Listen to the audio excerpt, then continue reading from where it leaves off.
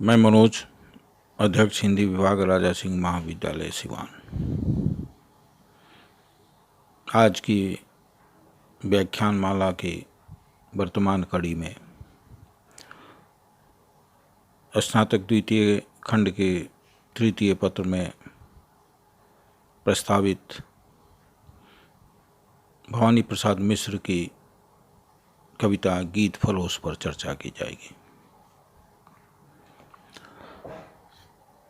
गीत फरोश पर चर्चा करने के पूर्व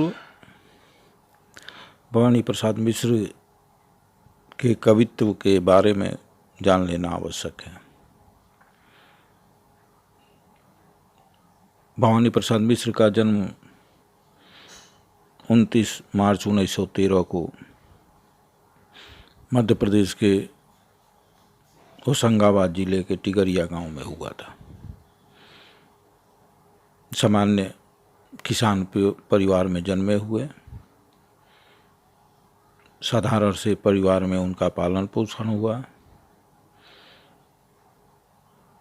1935 में उन्होंने जबलपुर के रॉबर्टसन कॉलेज से स्नातक की उपाधि प्राप्त की। 1939 में उनकी सरला देवी से शादी होती है। 1942 में जब भारत छोड़ो आंदोलन चरम पर था, गांधी के आह्वान पर वो भारत छोड़ो आंदोलन में शरीक होते हैं और उस आंदोलन के दौरान उनकी गिरफ्तारी होती है और 1945 तक वो जेल में रहते हैं। 1945 में जेल से छूटने के बाद महिला आश्रम वर्धा में शिक्षक के रूप में उन्होंने कर्तव्य का निर्वहन किया। 1945 से 50 तक महिला आश्रम वर्धा में ही उन्होंने शिक्षक के रूप में कार्य करते रहे। 1950-51 में मध्य भाषा, राष्ट्रभाषा हिंदी के प्रचार में लगे रहे। 1952 से 55 तक एक हिंदी साहित्यिक मासिक पत्रिका का संपादन का कार्य करते रहे। 1956 से 58 तक आकाशवाणी में बम्बई और दिल्ली केंद्रों पर कार्यक्रम का संचालन किया। उसके बाद 1958 से 71 तक एक बहुत बड़ा कार्य गांधी वाङ्मय का संपादन किया उन्होंने। गांधी के संपूर्ण कार्यों का एक गांधी वाङ्मय कई खंडों में प्रकाशित हुई, जिसका संपादन का कार्य महती कार्य उन्होंने किया था। ये तो उनका इनके जीवन की सीधी रेखा है। इनका कवि कर्म 1930 के लगभग आरंभ होता है, जब उन्होंने हाई स्कूल भी पास नहीं की थी। 1930 में कविता के क्षेत्र में छायावाद का आंदोलन चरम पर था। उस समय उनकी कविता कलकत्ता से निकलने वाली एक पत्रिका हिंदी पथ में प्रकाशित होती है। पुष्प की अभिलाषा के लेखक माखनलाल चतुर्वेदी से उनका संपर्क 1932 में हुआ, जिसके कारण उनके संपर्क के कारण उनके साहित्य में रुचि और बढ़ती गई। साहित्य में लिखने और पढ़ने की दृष्टि विकसित हुई। उनकी पहचान साहित्य जगत में अगर कहा जाए तो 1951 में जब अज्ञेय की दूसरा सप्तक आता है तो उसके साथ इनकी साहित्यिक पहचान अखिल भारतीय स्तर पर होती है।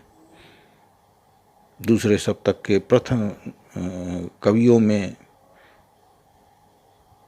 इनका नाम संकलित किया जाता है। इनकी 11 कविताएं उसमें संकलित है, जिसमें से गीत फरोश उसी दूसरे सप्तक में पहली बार प्रकाशित हुई थी।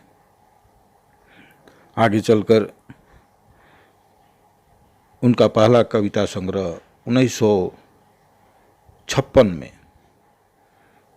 गीत फरोश नाम से ही प्रकाशित होता है।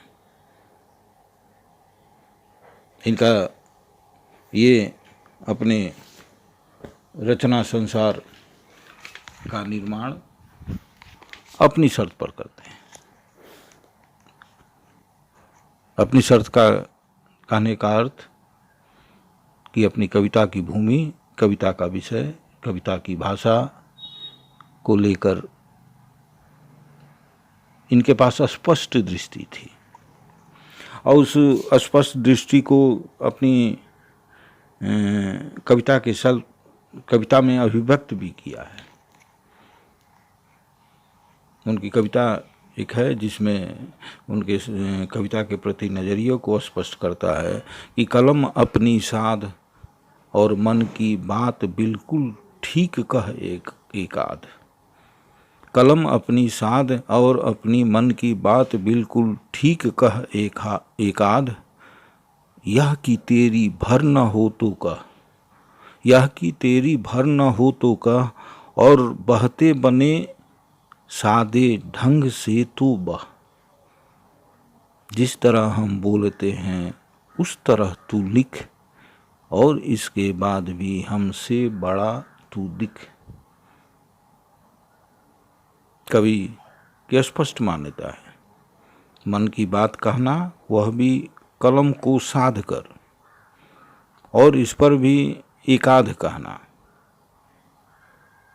फिर वह बात जो सिर्फ कवि की न हो, यानी अनिवार्यतः दूसरों की होना उसकी शर्त है, तो ही उसे कह। कवि अपनी कविता के निर्माण की कुछ शर्तें, खुद की शर्तें तय की।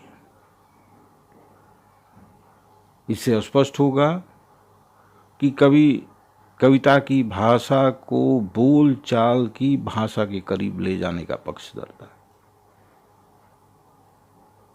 उन्होंने खुद कहा भी है कि लिखना आखिरकार मेरा बोलना है। कवि कहता है कि लिखना आखिरकार मेरा बोलना है। मैं जो लिखता हूँ उसे जब बोल कर देखता हूँ और बोली उसमें बसती नहीं है, तो मैं पंक्तियों को हिलाता डुलाता हूँ। बोलचाल हिंदी की मेरी ताकत है। कविता की भाषा को बोलचाल के करीब ले जाने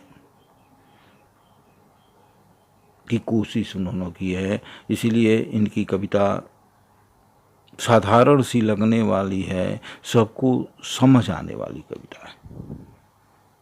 एक और बात कि भवानी प्रसाद मिश्र गांधी को और गांधीवाद को जीने वाले कवि थे। अगर गांधी को जानना है, गांधी को समझना है, तो इनकी कविताओं को आप पढ़ लेंगे। इनकी कविताओं में अभिव्यक्त भावों और विचारों को जान लेंगे तो आप समझ जाएं कि आपने गांधी को जान लिया। गांधी को आत्मसात कर वो कविता लिखते थे। इनके यहाँ गांधी को गांधीवाद के प्रति पूजा दृष्टि ही नहीं है, गांधीवाद से संपृक्त होकर वो जन पक्षधर चेतना के साथ, जन सरोकारों के साथ कविता की क्षेत्र में उतरते हैं। ये गीत, इनके गीत बहुत प्रसिद्ध हैं क्योंकि ये मंच के कवि थे। मंच पर जब वो कवि सम्मेलनों में खड़े होते थे तो काव्य पाठ इनका काव्य पाठ करने का तरीका, वो ओज, वो उत्साह, वो भावना के अनुकूल उतार चढ़ाव सबको अपनी ओर आकृष्ट करता था। 1972 में इन्हें साहित्य अकेडमी का पुरस्कार मिला था बुनी हुई रस्सी पर। इनके कई संग्रह प्रकाशित हुए।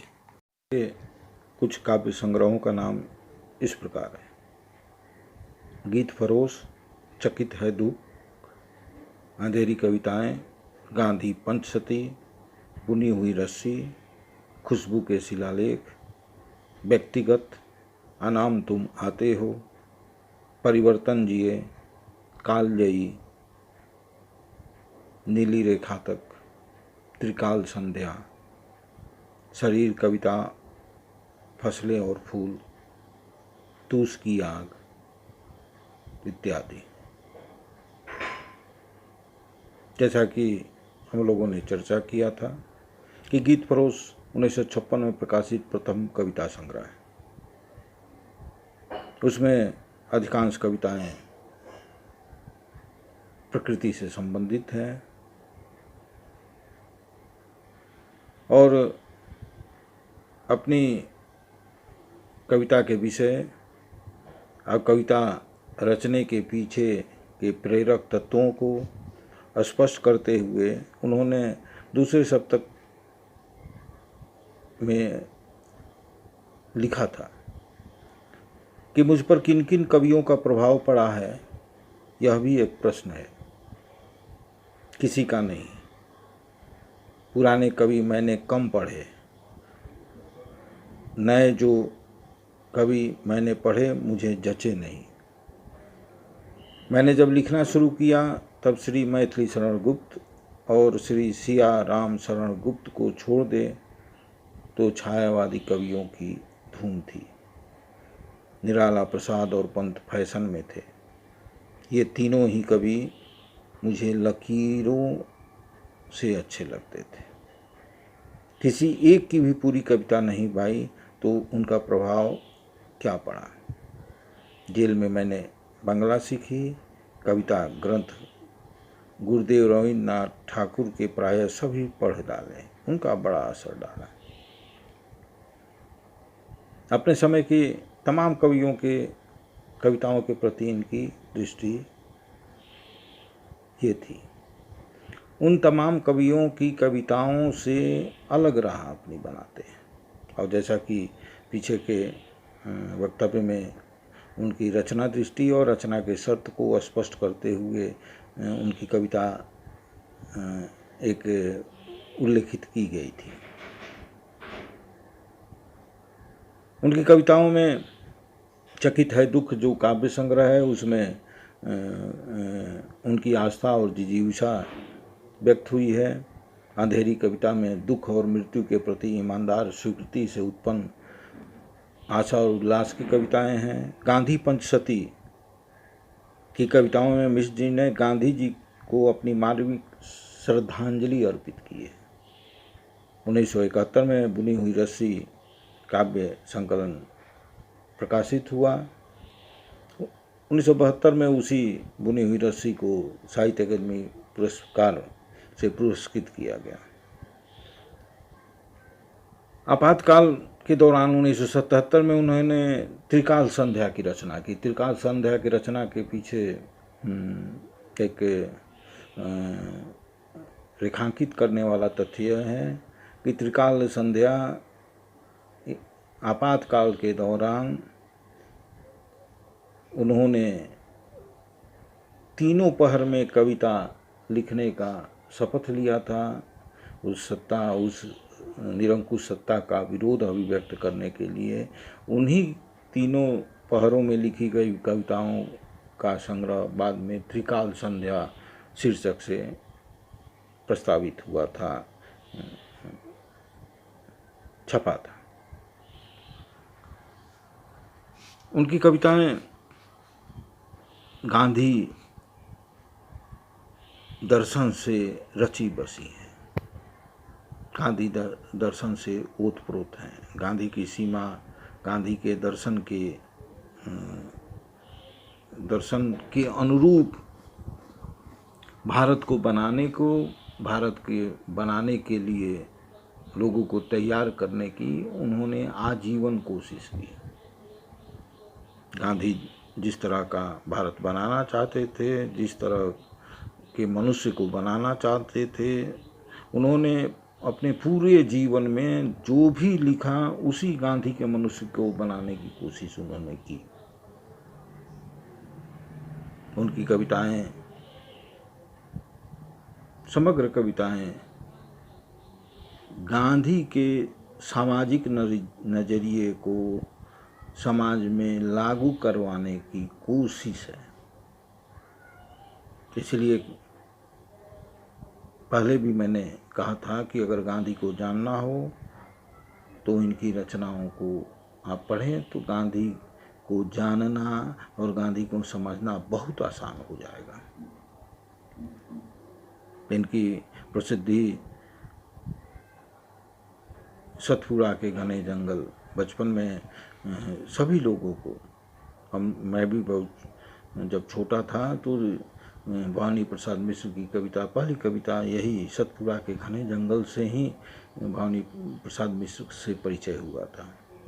सबको पंक्तियाँ याद होगी कि सतपुड़ा के घने जंगल, नांद में डूबे हुए से ऊँघते अनमने जंगल, सड़े पत्ते, कले पत्ते, हरे पत्ते, जले पत्ते, वन्य पथ को बैक रहे हैं पंख दल से पले पत्ते। सतपुड़ा के घने जंगल, नाद में डूबे हुए ऊँघते अनमने जंगल। इनका रचना संसार बहुत विस्तृत है और साधारण मनुष्य की तरह कविता की भाषा से, कविता के विषय से वो अतिरिक्त चीज़ों की मांग नहीं करते। वो साधारण से कहते हैं कि जिस तरह हम बोलते हैं उस तरह तो लिख, और इसके बाद भी हमसे बड़ा तो लिख। जो लिखना है उसको, उसके रचना विधान, संरचना को बोल चाल की भाषा के करीब रख दें तो आसानी से कविता लोगों के पास संप्रेषित भी हो जाएगी और कविता अपने लक्ष्य को प्राप्त भी करेगी। यही उनकी भाषा का मूल मंत्र है। आत्मीयता से युक्त, आडंबर से मुक्त, औपचारिकता से दूर होने पर ही मिश्र की कविता की भाषा बनती है। जीवन के गंभीर सत्यों का उद्घाटन और वे सीधे सरल शब्दों में कर देते हैं। गीत परोस कविता सहज शब्दों में व्यंग्य की शैली में लिखी गई एक ऐसी कविता है जो जब प्रकाशित हुई तो पूरे अखिल भारतीय स्तर पर भवानी प्रसाद मिश्र की चर्चा होने लगी। अब हम लोग अगले क्लास में गीत फरोश पर चर्चा करेंगे। धन्यवाद।